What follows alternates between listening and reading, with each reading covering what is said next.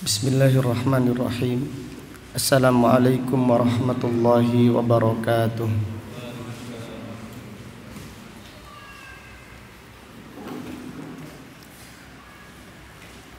Innal hamdalillah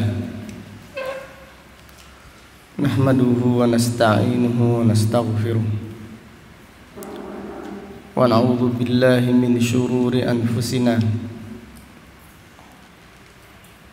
wa min sayyiati a'malina.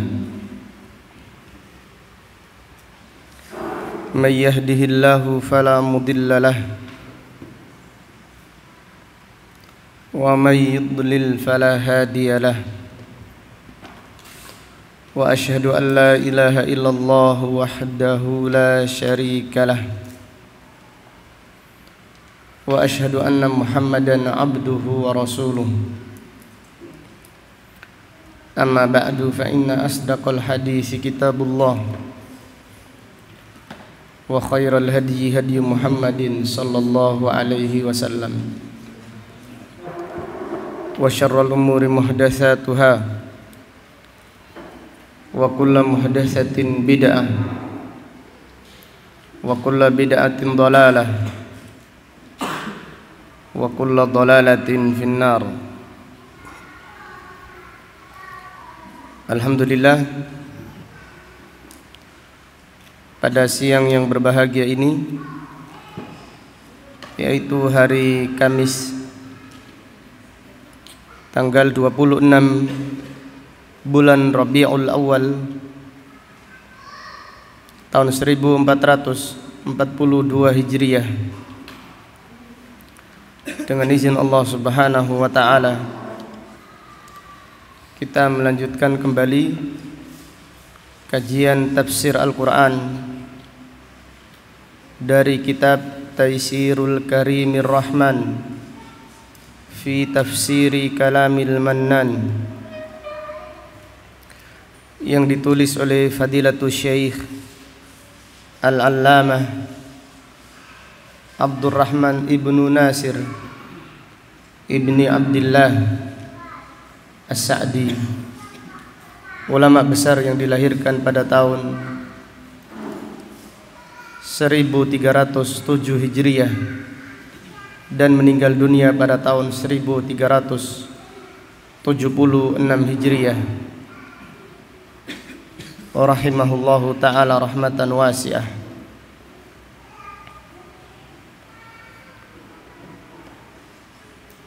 Pada kesempatan yang berbahagia ini,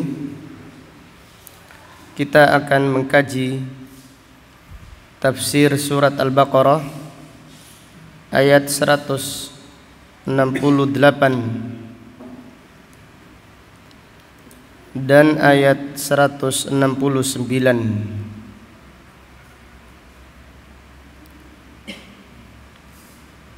Kita berdoa semoga Allah Subhanahu wa taala senantiasa memperbaiki niat kita di dalam mempelajari ayat-ayat Al-Quran.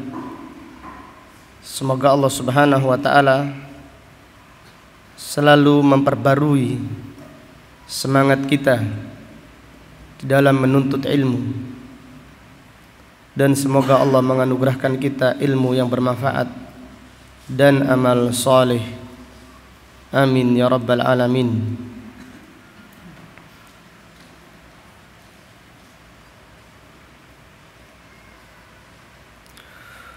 أعوذ بالله السميع العليم من الشيطان الرجيم من همزه ونفخه ونفثه.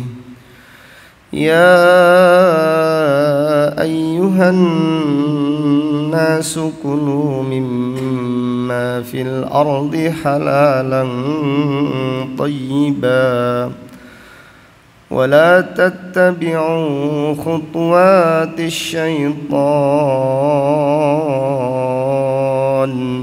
إنه لكم عدو مبين. إنما يأمركم بالسوء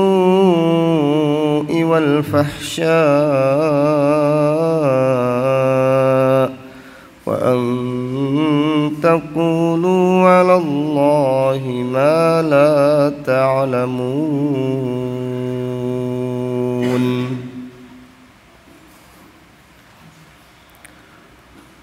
Allah Subhanahu wa taala berfirman,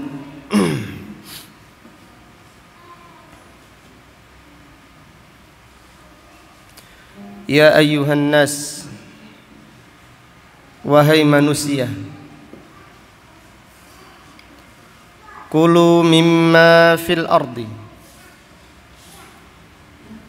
makanlah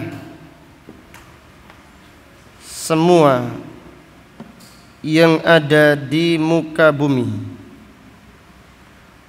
halalan thayyibah, halal dan juga thayyiban, baik. Halal fi kasbihi, ay halalan fi kasbihi, wa thayyiban fi dhatihi. Halal artinya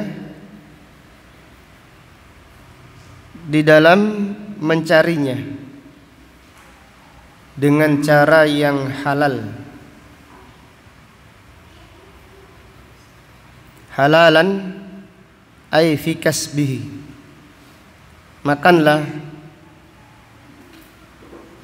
dari apa yang di muka bumi secara halal, yaitu cara mendapatkannya dengan cara yang halal. Thayyiban, bagus, ay fi dhatihi. Jadi rezeki yang dicari tadi bagus, tidak buruk dan tidak khabith. Wala tattabi'u khutuwatis syaitan,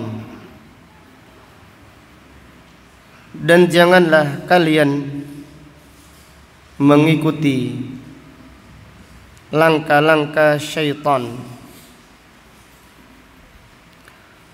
Allah Subhanahu wa taala memerintahkan makan yang halal dan melarang mengikuti langkah-langkah syaitan. Yang demikian itu siapa yang memperhatikan makanannya, dia berusaha tidak makan kecuali makanan yang halal dan makanan yang bagus, maka dia akan dimudahkan oleh Allah untuk menjauhi langkah-langkah syaitan. Sebaliknya, siapa yang tidak memperhatikan makanannya, halal atau haram tidak diperhatikan, atau bahkan dia banyak makan dari makanan yang diharamkan, maka dia dimudahkan untuk mengikuti langkah-langkah syaitan. Wal iyadu billah.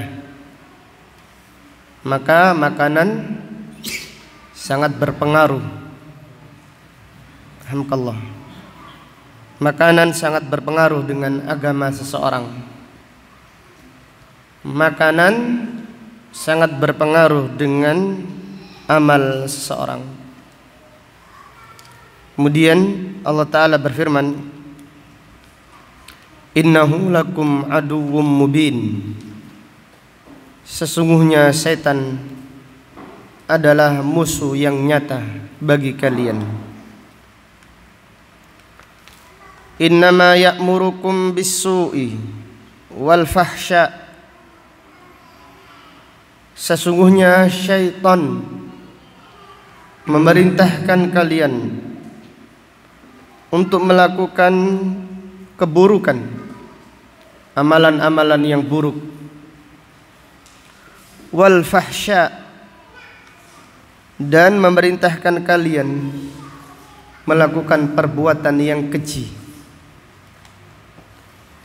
wa an taqulu 'ala Allahi ma la ta'lamun, dan syaitan memerintahkan kalian untuk berbicara tentang Allah apa yang tidak kalian ketahui. Dengan demikian, semua keburukan, baik itu maksiat ataupun kesesatan ataupun kekufuran dan kesyirikan, syaitan selalu mengajak manusia, memerintahkan manusia untuk melakukan keburukan-keburukan tersebut.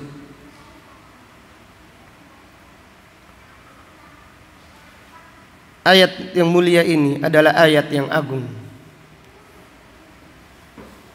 Maka marilah kita simak keterangan Fadilatul Syekh As-Sa'di yang menjelaskan ayat yang mulia ini. Qala rahimahullah, hada khitabun linnas kullihim mu'minihim wa kafirihim. Ayat ini adalah panggilan, seruan bagi manusia seluruhnya, mu'minihim wa kafirihim, baik yang beriman ataupun yang kafir. Al-Imam Sufyan Ats-Tsauri rahimahullah, beliau menjelaskan saking pentingnya makanan halal, saking pentingnya makanan halal, Allah Subhanahu wa taala memerintahkan para nabi dan para rasul untuk makan makanan yang halal. Allah Subhanahu wa taala berfirman, ya ayyuhar rusul, ya ayyuhar rusul. Gimana ayatnya?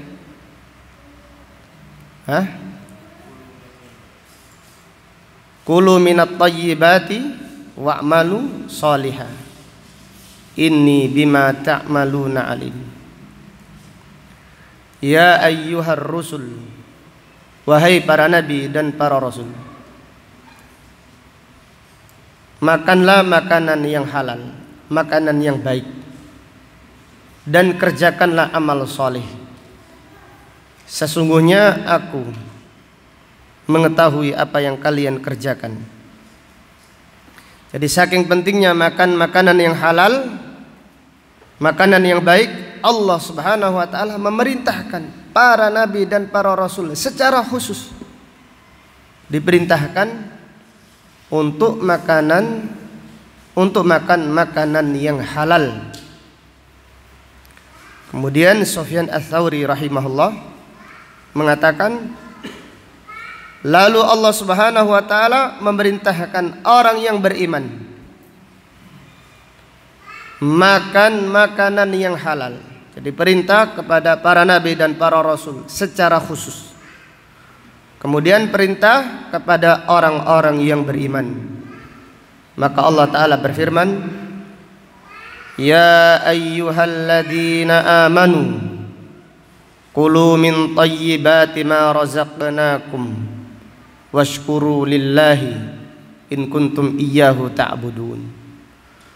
Wahai orang-orang yang beriman, makanlah makanan yang baik dari rizki yang kami berikan kepada kalian. In kuntum iyyahu ta'budun, jika kalian beribadah kepada Allah Subhanahu wa taala. Jadi ayat ini menjelaskan perintah kepada orang-orang yang beriman. Ini menunjukkan saking pentingnya makan makanan yang halal. Kemudian Sufyan Ats-Tsauri rahimahullah menjelaskan, kemudian Allah memerintahkan manusia secara umum baik yang Islam ataupun yang kafir, supaya makan makanan yang halal. Maka Allah berfirman pada ayat ini, ya ayyuhan nasu kulu mimma fil ardi halalan thayyiba. Demikian keterangan imam besar kaum muslimin, Amirul Mukminin fil hadis, Sufyan Ats-Tsauri rahimahullah. Maka di sini Fadilatul Syekh As-Sa'di rahimahullah berkata, hada khitabun linnasi kullihim mu'minihim wa kafirihim. Ayat ini adalah perintah untuk manusia seluruhnya, baik yang beriman ataupun kafir. Famtanna alaihim bi an amarahum an ya'kulu mimma min jami'i ma fil ardi. Allah Subhanahu wa taala mengingatkan kepada manusia. Allah Subhanahu wa taala menyebutkan kenikmatan kepada mereka dengan memerintahkan supaya mereka makan dari semua yang ada di muka bumi, min hububin wa thimarin wa fawakiha wa hayawanatin, baik itu biji-bijian ataupun buah-buahan ataupun binatang-binatang, hewan-hewan yang ada di muka bumi, halata kauniha halalan, yaitu makanan-makanan tersebut dimakan dalam kondisi halal, ay muhallalalan lam muhallalalan lakum tanawuluhu, artinya dihalalkan bagi kalian mengambilnya. Jadi menurut Fadilatul Syekh, halalan yang dimaksud pada ayat ini halalan fi kasbihi, cara memperolehnya dengan cara yang halal, laisa bi ghasabin, bukan dengan cara merampas, wala sariqatin, dan bukan pula dengan cara mencuri, wala mahsalan bimuamalatin muharramah, bukan pula penghasilan dengan cara yang haram, ala wajhin muharram au mu'inan au mu'inan ala muharram, bukan pula dengan cara yang haram atau membantu atau wasilah untuk yang haram. Intinya cara memperoleh rezeki tersebut harus dengan cara yang halal. Bisa jadi rezeki itu secara zatnya halal, zatnya halal, seperti ayam. Ayam itu secara zatnya apa? Halal. Tetapi kalau ayamnya tetangga diambil dengan cara yang tidak diketahui, jadinya apa? Haram. Maka halalan yang dimaksud pada ayat ini menurut Fadilatul Syekh adalah halalan fi kasbihi, cara memperolehnya dengan cara yang halal. Kemudian thayyiban, bagus fi dzatihi, yaitu makanan yang akan dimakan selain halal cara mendapatkannya, dan zatnya juga halal, bagus. Ai laisa bi khabithin, bukan makanan yang buruk, kal maita, seperti bangkai, waddam, ataupun darah, walahmil khinzir, atau daging babi, wal khaba'isi kulliha, ataupun makanan-makanan buruk yang lainnya yang diharamkan oleh Allah Subhanahu wa ta'ala. Fa fi hadhihi al-ayah dalilun ala anna al-asla fil a'yan al-ibahat aklan wa intifa'an. Maka pada ayat ini terdapat pelajaran, terdapat dalil bahwasannya segala sesuatu pada asalnya itu halal, boleh dimanfaatkan, halal dimakan dan boleh dimanfaatkan. Karena Allah Ta'ala berfirman, kulu mimma fil ardi, makanlah semua yang ada di muka bumi. Maka Fadilatul Syekh As-Sa'di menerangkan, sehingga pada ayat yang mulia ini diambil dalil pada asalnya segala sesuatu hukumnya boleh dimakan dan boleh dimanfaatkan.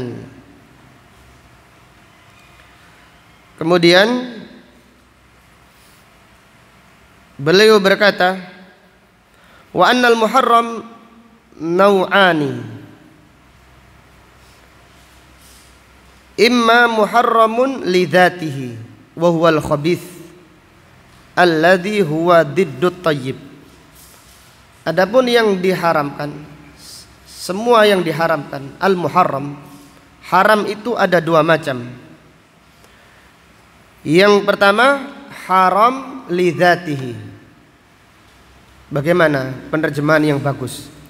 Haram li dzatihi, yaitu makanan yang buruk, yang tidak baik. Seperti tadi apa? Bangkai. Bangkai itu haram li dzatihi, zatnya haram. Walaupun seseorang membeli bangkai dengan uang yang halal, jadinya apa? Haram. Jelas ya, seperti seseorang penghasilannya, uangnya halal, kemudian membeli daging babi.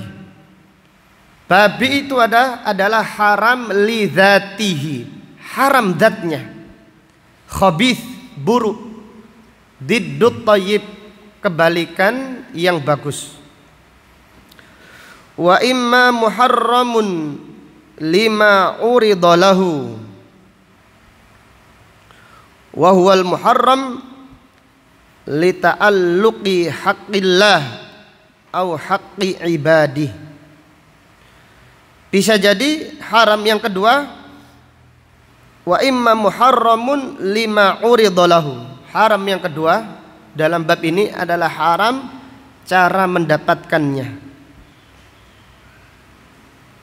Haram cara memperolehnya. Wa huwal muharram li ta'alluqi haqqillah au haqqi ibadihi bih. Diharamkan karena berhubungan dengan haknya Allah atau berhubungan dengan hak hamba. Bagaimana? Apa yang dimaksud haram?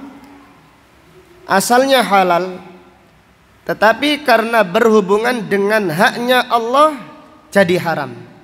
Jadi sebenarnya makanan tersebut asalnya halal, jadi zatnya, jenis makanannya itu halal, tetapi cara memperolehnya haram karena berhubungan dengan haknya Allah.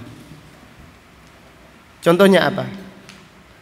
Jenisnya halal, tetapi ini dilarang oleh Allah Subhanahu wa ta'ala, atau ini adalah haknya manusia. Siapa yang bisa membuatkan contoh? Li ta'alluqi haqqillah au haqqi ibadihi bih. Kalau ini haknya hamba jelas, tapi kalau haknya Allah, contohnya bagaimana?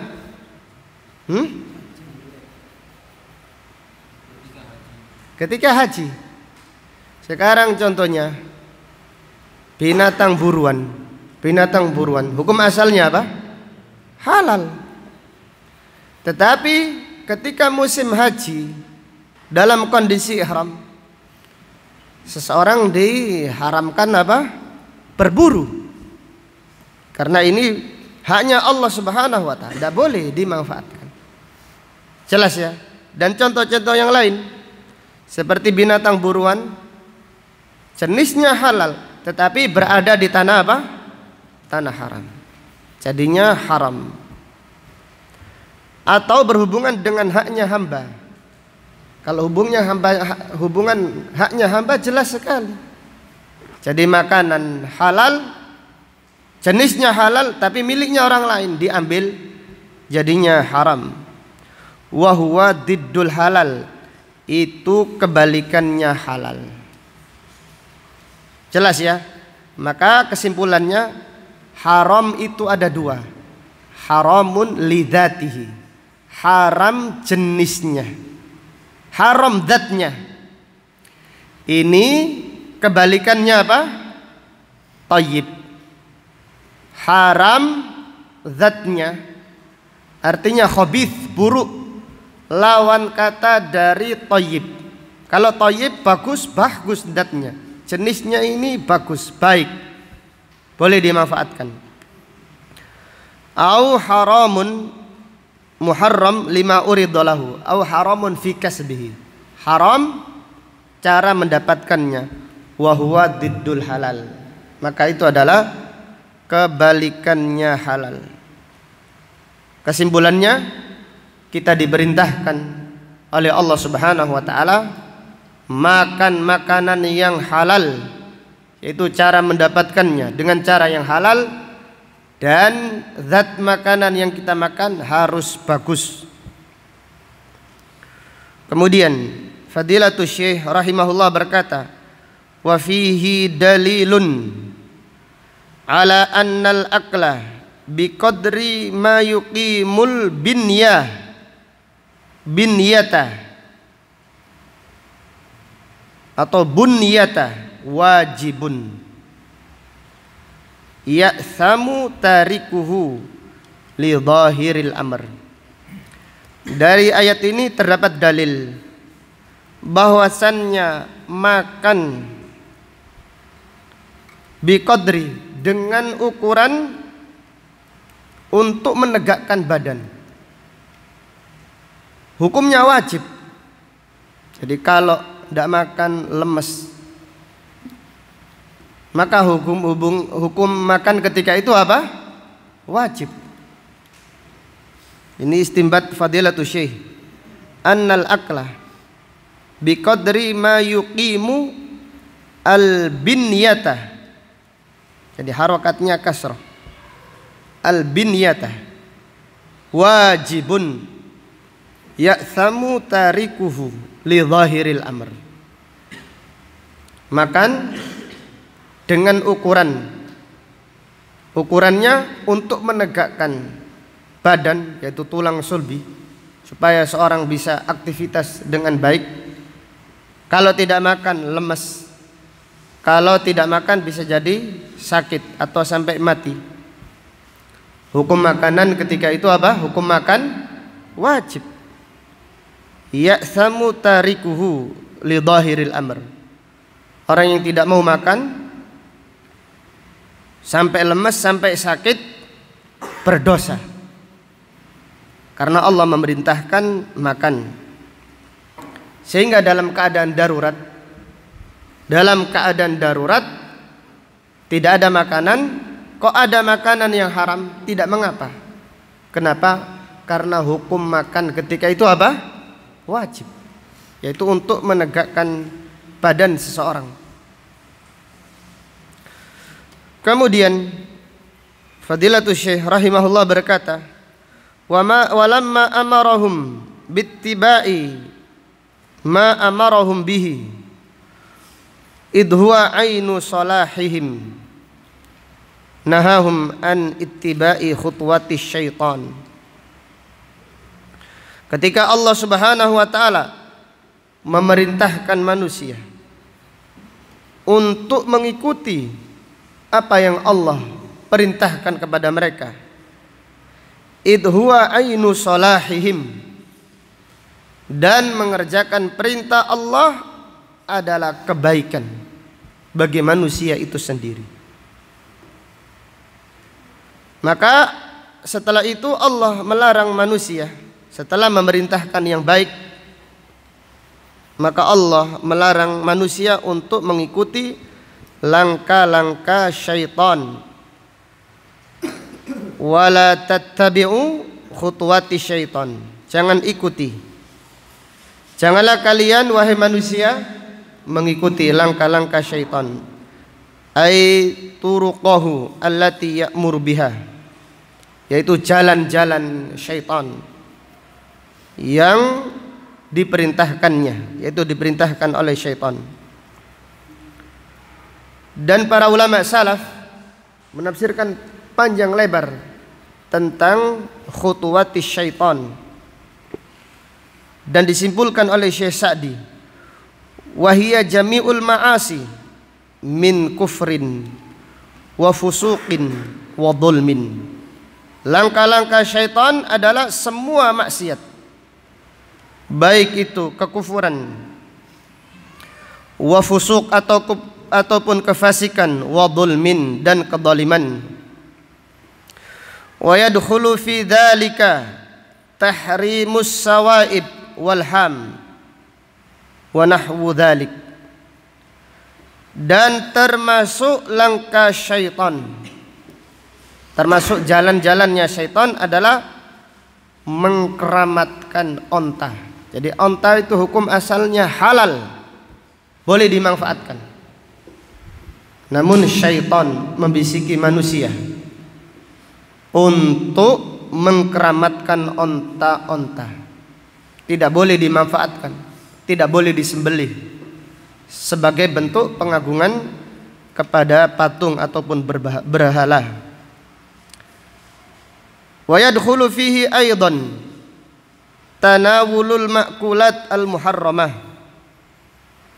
Dan termasuk langkah syaitan pada ayat ini adalah makan makanan yang diharamkan oleh Allah Subhanahu wa ta'ala.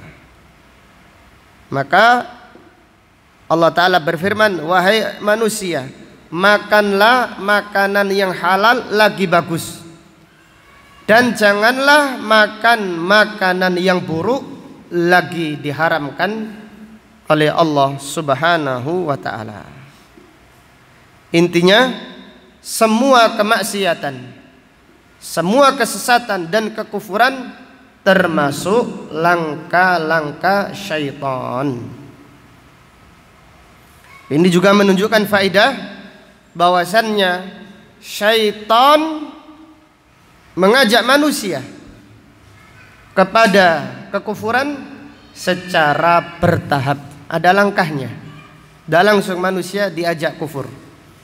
Jadi awalnya diajak untuk tidak memperhatikan makanannya, digiring untuk maksiat perlahan-lahan. Kemudian pada akhirnya manusia diajak kufur kepada Allah dan menyekutukan Allah Subhanahu wa ta'ala. Kemudian Allah Ta'ala berfirman, innahu lakum aduwwum mubin. Sesungguhnya syaitan adalah musuh yang nyata bagi kalian. Ai zahirul adawah, jelas permusuhannya. Fala yuridu bi amrikum illa ghishukum wa antakunu min ashabis sa'ir. Syaitan tidak pernah menginginkan, syaitan tidak pernah ingin memerintahkan kalian. Ketika memerintahkan kalian, kecuali ingin menipu kalian supaya kalian menjadi penghuni neraka jahanam. Maka Allah Ta'ala berfirman, ini diambil dari firman Allah Subhanahu wa ta'ala, innasyaitana lakum aduwwun fattakhiduhu aduwa. Sesungguhnya syaitan itu musuh bagi kalian, maka jadikanlah syaitan musuh kalian. Inna syaitana lakum aduun. Fattakhiduhu aduwa. Sesungguhnya syaitan adalah musuh kalian, maka jadikanlah ia musuh bagi kalian. Innama yad'u hizbahu. Sesungguhnya syaitan mengajak pengikutnya liyakunu min ashabis sa'ir, supaya menjadi penghuni neraka jahanam. Wal iyadu billah. Kemudian Fadilatul Syekh As-Sa'di berkata, falam yaktafi rabbuna binahyina anittiba'i khutuwatih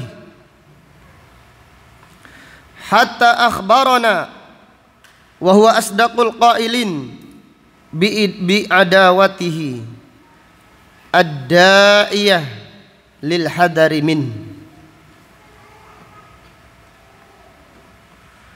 Allah Subhanahu wa ta'ala tidak cukup melarang kita dari mengikuti langkah-langkah syaitan. Jadi Allah tidak berfirman, janganlah mengikuti langkah-langkah syaitan, kemudian berhenti. Tetapi Allah menambahkan, sampai Allah mengabarkan bi'adawatihi ad-da'iyah lil hadari min. Allah mengabarkan bahwasanya syaitan itu musuh yang nyata bagi kita, supaya kita hati-hati dari tipu daya syaitan.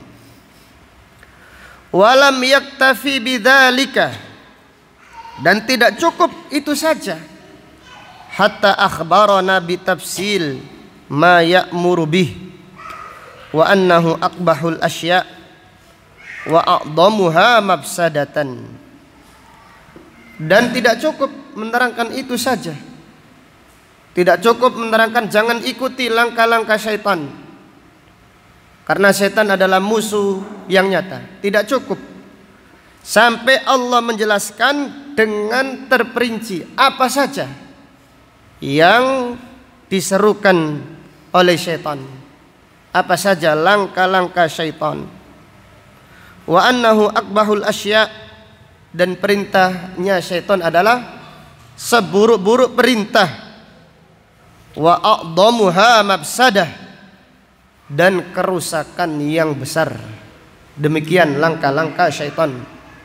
Maka pada ayat 169 Allah Subhanahu wa taala menerangkan langkah-langkah syaitan secara terperinci. Maka Allah taala berfirman, innama ya'murukum bis-su'i wal fahsya wa an taqulu 'ala Allahi ma la ta'lamun. Sesungguhnya syaitan memerintahkan kalian untuk berbuat keburukan. Keburukan ini umum, mencakup semua yang buruk.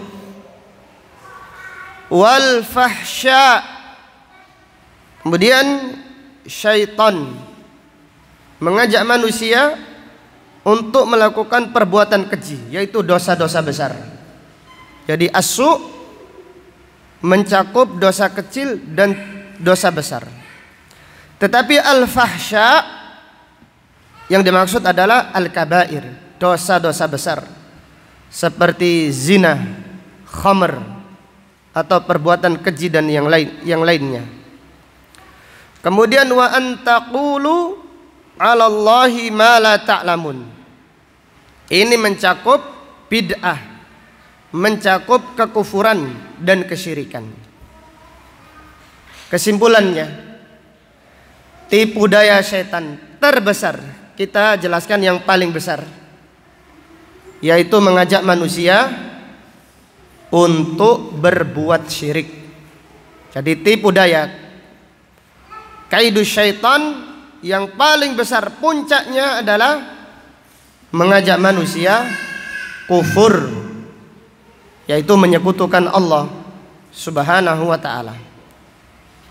Kemudian yang kedua, di bawah derajat kufur, syaitan mengajak manusia, sebagaimana yang dijelaskan oleh Ibnu Qayyim Al-Jauziyah rahimahullah. Di bawah kufur apa kira-kira? Bid'ah, yaitu kesesatan. Jadi tipu daya syaitan terbesar secara umum di bawah kekufuran adalah kesesatan, yaitu mengajak manusia untuk bergelimang dengan apa? Kesesatan, bid'ah, dhalalah dan yang lainnya. Maka Sufyan Ats-Tsauri rahimahullah berkata, al bid'atu ahabbu apa? Ila iblis minal ma'siyah. Bid'ah itu lebih disukai iblis daripada maksiyah. Lianna ashabal ma'siyah, lianna al ma'siyah tutabu minha. Karena maksiat itu seseorang taubat kepada Allah dari maksiat. Sedangkan wa ammal bid'ah la yutabu minha. Sedangkan bid'ah seseorang pada umumnya tidak gampang meninggalkan bid'ahnya. Jadi tipu daya setan terbesar adalah kekufuran, kesyirikan. Kemudian berikutnya adalah bid'ah dhalalah. Kemudian di bawah derajatnya bid'ah yaitu dosa-dosa besar. Al-fahsya.